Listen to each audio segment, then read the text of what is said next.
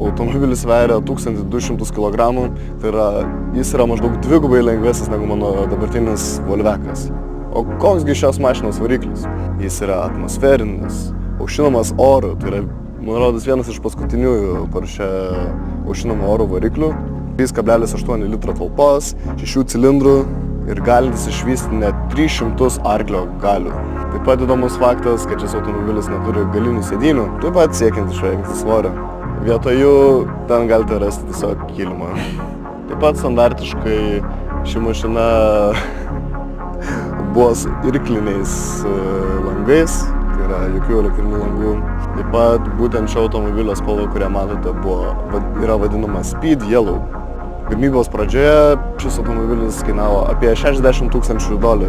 Tačiau iki šių dienų jo kaina išaugo maždaug 10 kartų. Taip pat pamiršau paminėti pavarų dėžę šiame